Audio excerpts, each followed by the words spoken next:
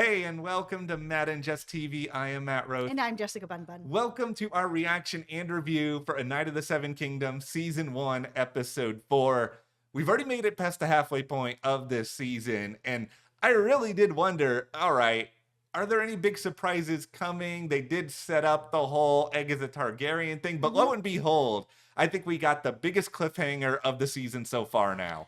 Absolutely. It was shocking. It was uplifting. I mean, I think all of us are out here really rooting for Dunk and we don't want anything to happen to him. And to have this happen where, we see Baelor show up for him at the end and be like, I am here. You know what? I'm fighting with you.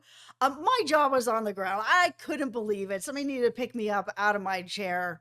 It was shocking. I would pick you up, but the problem is I'm also on the ground, so... Yeah, the thing is we haven't read the books, Yeah. so no spoilers, but we didn't know that this was coming. I truly didn't know what was going to happen. I thought somebody was going to end up standing up for him. Yeah. I did not think that this was going to be it. I think the fun thing about this show is we're getting all these revelations about the characters, but we're also getting revelations perhaps about ourselves, where I knew for a very long time in my life that bank heist scenes, that's one of my favorite subgenres of anything. As it turns out, Colosseum scenes may also, because now I'm replaying, all right, we had everything with the Trial of Seven here. It felt very Gladiator to me. And yeah, I assumed someone was going to stand up too, but just to put you guys into my brain here for a moment, I was looking around that Coliseum this entire episode being like, is it going to be this person? Is it going to be that person? Who's that person who's standing up? I really was clueless. I didn't think it was the person who was standing up as soon as that person stood up, and I was like, oh my goodness. I was like, no, it's not going to be him,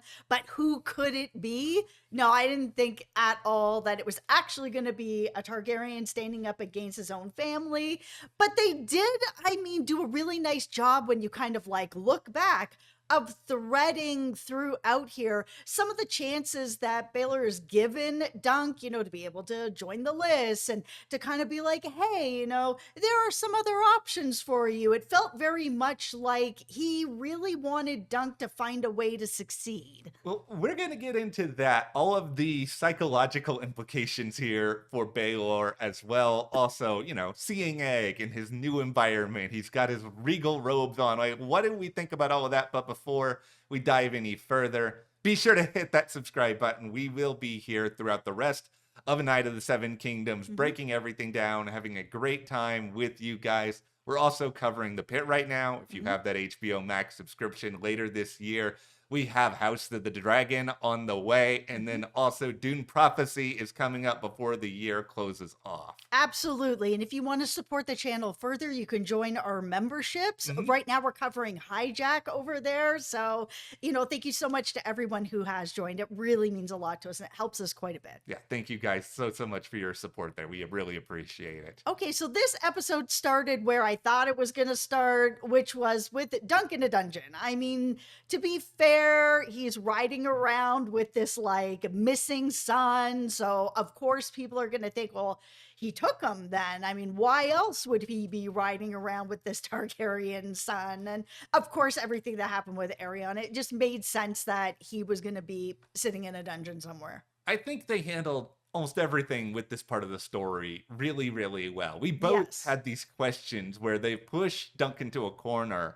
How are the writers going to be able to then get him out? I did not see coming the whole, oh, by the way, Daron is, something happened to Egg. This guy he's just completely throwing him under the bus here because he just wants to make excuses for himself. I didn't expect that part of it, but yeah, of course, there was going to be some kind of punishment leveled against him here. It doesn't matter that what Aerion did was reprehensible. And to me, the whole conclusion of this kind of came down to, how influential is Egg, a literal child, going to be to actually make sure that Dunk does just not get taken out immediately? Yeah, he's influential enough to be able to give him a couple of choices, as it seems. He can have a trial, which Baylor's like, and you're going to lose. That's just the way that one's going to go. Or you can have a trial by combat. This is not the first time that we've seen this sort of in this universe. So this made sense that this was going to be an option up there. And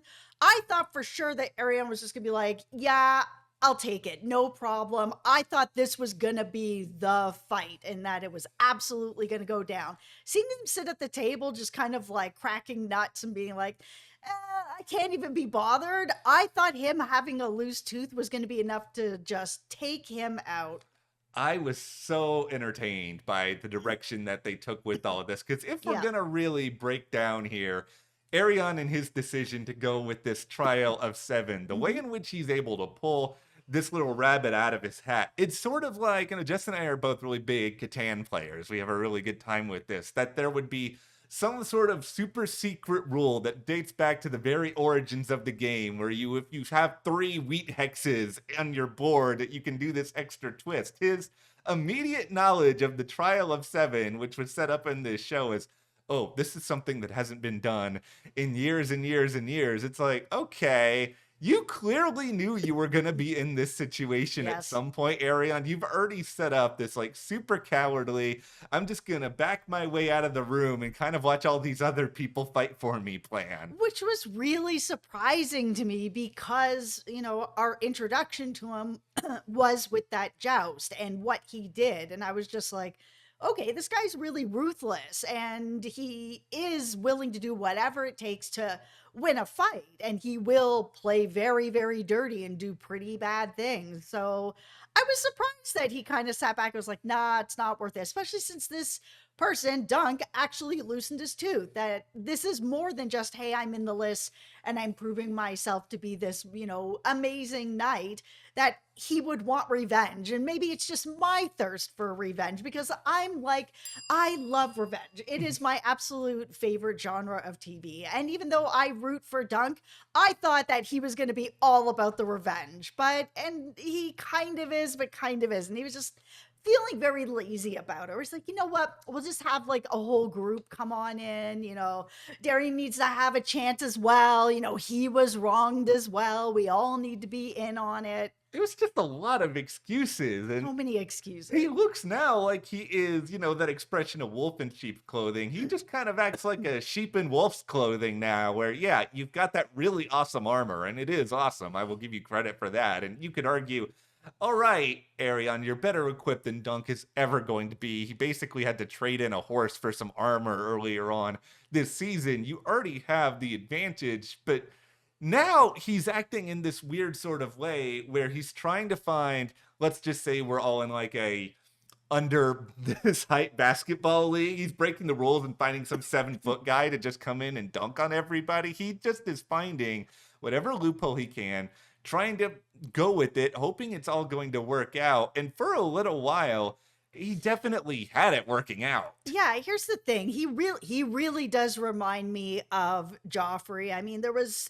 a little bit of Ramsay when I first met up with him, but now having that sort of cowardly part about him where he doesn't really want to do the work and he wants to have a bunch of other people there as well and he can like get in there and play dirty when he has to. It's kind of giving those vibes where, if he can get in there and do something nasty and be awful to people, he will, but if he doesn't have to, he can be cowardly about it. And that's what's kind of giving me those vibes. Yeah, he's just so petulant and he is so about his ego. And I think he thinks because it's his family, he'll find a way for everything to work out. Like, this is the only reason we ever have this trial in the first place. Because if he was a nobody who did that to Tanza, like, all of this would be incredibly different. Or if Dunk was actually a person of any real significance. And this brings us up to the, okay, it's time for the grand recruiting tour. And this Mhm. part of the story, I was very much down the hole of, all right, well, Egg must find a way to make this work. And even to this point, sitting here, I'm still kind of surprised that people like your guy, Lionel Baratheon, chose to take part in this because the Targaryens, they're the people in power. Do you really want to make them mad? Yeah, but we know that Baratheons in the future get a little bit of power themselves. And I mean, all the houses want the power and they want to find a way to bring down the people in power. I was at the edge of my seat the minute that he was like, listen, you got to find 6 other knights to be able to fight with you. Yeah. I just was like, if it's not Lionel, I'm going to be very mad. They have definitely made a bond, enough of a bond. And Lionel has kind of said, hey, I am a pretty good knight. I'm able to fight. I have lots of training, whatever. He said that a couple episodes ago, where Dunk was like, oh man, do you think I could ever beat you? No, you can't beat me. Like, I'm me. I have all this training. I just really wanted to see him step up, and he did. I mean, I was really hoping that Lionel really is a good guy down in his soul. I get the sense, and just talking it out now, that Lionel may also just be kind of bored, and I think that might Hmm. be the case for some of these other high-level knights. Like, even the Targaryens have kind of mentioned this over these past few episodes. They don't really want to be in Ashford. It kind of feels like this is sort of a low-level tournament to everybody who is not Sir Duncan the Tall at this point, so they probably are all just sort of sitting back and being like, I got all this armor. Where's my part in the action? Where can I find a place? And clearly the Targaryens, they feel like, we've got enough people on our side. We don't really need Sir Lionel. We don't need to go to him. Sure, we can do whatever with Sir Stefan and Raymond. We Oh can go my to God. that side of things, but Lionel's okay. All right, let's talk about Sir Stefan and his betrayal. Oh my goodness. I really thought that he was going to go and be there for Dunk. I mean, why lie to be able to then just switch it around? And the answer is titles. I mean, everybody wants titles and lands in this universe. So when he's offered this, he's like, absolutely, I will switch over and I will make sure that I am not with Dunk anymore. But it was really nice to see Raymond step up and just be like, knight me. I can fight. I can do it. I've been training with my cousin all this time. Put me in, coach. I do think they really rope it up us in a way, because by episode 4, I had developed this sort of sentiment of, okay, there are good people in Westeros. I was not that way before the start of this show. We have watched 8 seasons of Game of Thrones and 2 seasons of House of the Dragon. We all know how terrible most of these people are, but to my own better judgment, I actually did start to believe Sir Stefan, where I I did too. I was just feeling like, okay, you know what? If Dunk can be a good person, maybe there are other good people who aren't a part of this big machine that are going to go that way. And no, as it turns out, being assistant to the regional manager within the world of the Targaryens is enough for a guy like Stefan, and we just misjudged him the whole time. But yeah, Raymond, him starting to get people together, it was very heartwarming. And I Mhm. was also just sitting back, though, and feeling in this world, they know the only way they're going to get out of this is either they're going to win or they're probably going to get killed. The idea that they're willing to lay their lives on the line Mhm. for this guy who they barely all know, I think it just speaks to two things: the level of pride, at times foolish pride, some people may have. Just Dunk's a good dude. You just want to help a good dude out. I loved seeing that Egg stuck up for him and went out and brought people in. That Yeah. when Doug was like, "Oh wow, so Stefan brought all these people?" No, Egg brought these people. He's going against his own family to stand up for his knight, and I love that. That he's still like, yes, I might have these titles and be part of this family, but I'm still your squire and I'm still with you, and let me prove it to you by bringing you these other knights that will fight for you. I thought that that was really sweet. And I love that no matter what, and that he's, apologized to him for lying and getting him in trouble and all these other things like Daron did as well. He's like, hey man, listen, I needed to get out of this. I didn't want to be in the list. I just wanted to get out. I Yeah. had to have some sort of a reason. And because of that, I'm going to take a fall for you. You can just like tap me on the head and I'll fall over. I'll help you out any way that I'm able to help you out. I appreciate that Dunk has forgiven Egg in the amount of time that he has. Yes. It would be very hard, I think, for a lot of people to turn things around like that. But even if you want to view Dunk as, okay, he's an oafish, occasionally dense guy, he still understands, I think, how the world works here, where you have a family in the Targaryens. These are not your grandparents' Targaryens. We do not have Rhaenyra coming through this door. These are people who don't have dragons. They're all No. claim to the throne at this point is dated on all these things in the past. And I think that level of context really explains why people like Egg and people like Daron, they're willing to sort of go against the grain a little bit, where if this was House of the Dragon area Targaryens, even if they know that Arion is the worst, maybe they still don't have the leverage to turn against him because he's going to have some dragon hunt them down. The only Mhm. dragon Arion has is apparently himself because he thinks that he is a Oh dragon. my goodness. Yeah, I mean, oh my god.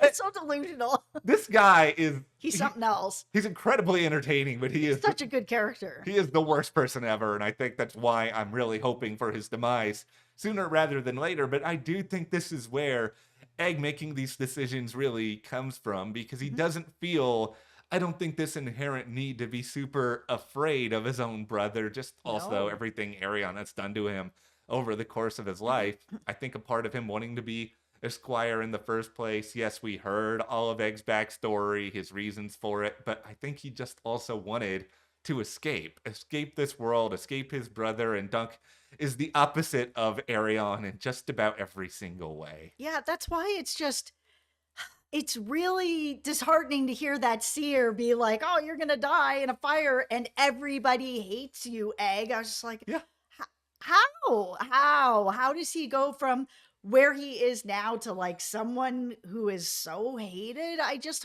am hoping that the seer got that part wrong. I think I've made this comparison before that this whole situation reminds me a lot of Raising Kanan. It reminds me of Jukebox, where you know where she ends up from watching the Power series, not a good person, but where you see her begin, where she's vulnerable and genuine and kind and filled with love and hope and compassion and all these wonderful things about her. And it kind of is reminding me here of Egg as well, where he is filled with all of these same things. And if he's going to end up being a jukebox where he's just this horrible person that everybody hates at the end, like that's going to be a really hard story to watch because I just love this character. I love this character. I love Dexter as an actor. I think He's so he funny. is so.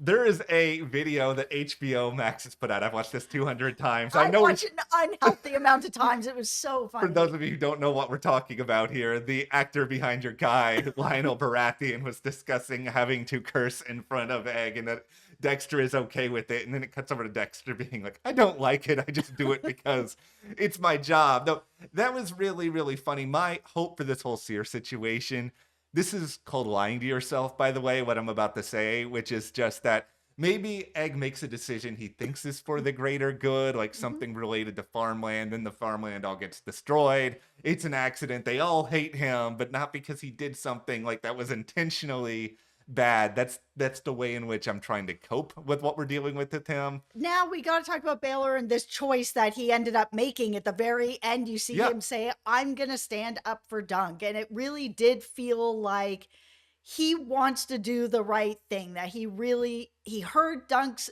speech, felt empowered by it, really took a look inside himself, knows that Dunk was trying to do the right thing, that is part of being a knight. You protect the innocent. Even if you're a knight doing these terrible things to the innocent, other knights should be coming in and protecting them. And I think this really was just pulling back the curtains for Baylor to be like, you know what? I am that person. And if I'm that person, I can't stand over here with my family. yeah, and I also feel like on some level, I don't know if he's thinking this deeply, but he knows what Arion is capable of. He's seeing that Yes. Makar is being willing to jump into this for him, and we know that Baelor's the hand of the king. So maybe he is thinking, do I really want this part of my bloodline to be famous for winning this sort of stuff? At this Mm-hmm. point, I kind of need to show that House Targaryen kind of stands for something, and I'm Yeah. gonna find a way to get through all of this. And if some of these really, really bad people, even if they're in my own family, if they go, I have to be okay with that. It's not like any of them would end up being king as a result of that, right? Yeah. I'm just really interested in how they're going to resolve all that. Will some major people die? But we'll turn this over to you guys. What did you think about A Night of the Seven Kingdoms, Season 1, Episode 4? What do you think motivated Baelor? Let us know in the comments. Hit that subscribe button, and you can support us more by joining our memberships. Thank you Mm-hmm. so, so much to those of you who have, and we will see you here next time.